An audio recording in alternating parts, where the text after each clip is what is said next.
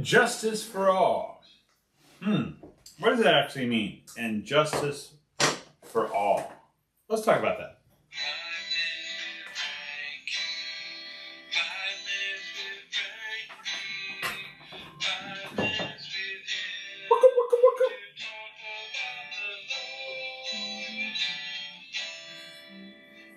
Yeah. Good morning, beautiful people. It is Thursday. Can we say Thursday? I knew you could. Thursday. Okay. So, justice. What is justice based on? Justice is based on the fact that something doesn't change and something is right all the time. So if something is right all the time, then whatever is wrong needs to come to justice. It needs to have punishment or discipline or correction to make it better. Justice is not necessarily vengeance. Okay, there's a big difference. Justice can still be forgiven based on the right facts or the right foundation.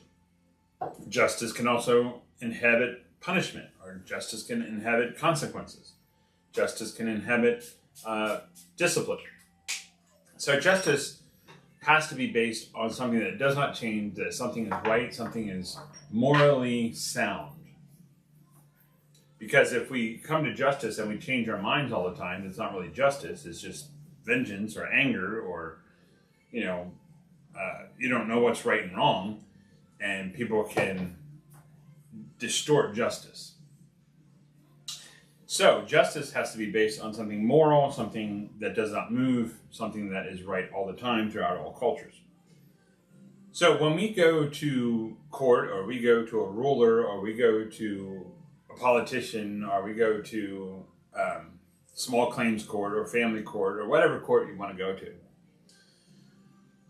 and we demand justice, a lot of times that justice is based on our opinion, or justice is based on our feelings, or justice, we cry out for justice because something has wronged us, and not necessarily justice for the sake of curtailing that person not to do it again, yet having some forgiveness and grace that is mixed in with it. We usually yell out for justice, and we want money, or we want compensation, or we just want vengeance. And so when we seek a ruler, a lot of times we can pay that person off, we can manipulate the system, we can have jurors that goes back and forth, and you might get off because the jurors can't agree, all kinds of stuff.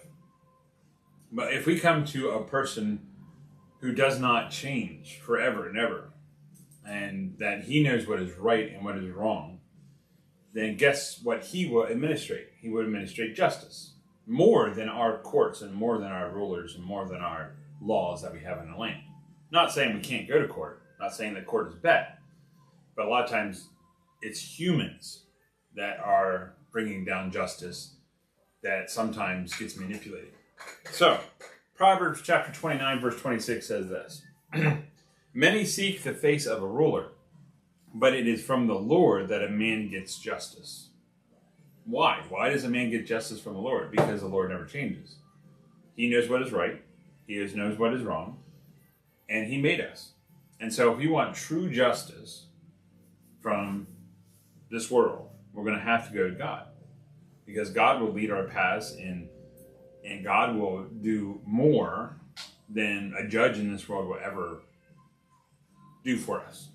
Because God knows the heart of the other person. God knows what they're going through. God knows how we can forgive them. God knows our heart. God knows both parties in both situations. And I'm not saying go to the cops, don't go to the cops. I'm not saying don't go to the court system. But when you go, pray to God first. Give him the glory. Give him the time and the place for him to administer justice before you get to court. So you know what the right thing to do, the right time, and the right place. So my encouragement for you today is give everything to God first before we go to the world. Because he knows what's right and he knows what's wrong, and he never changes. I love you. Jesus loves you too. You have a great, what is it again? Thursday. I love you. Bye.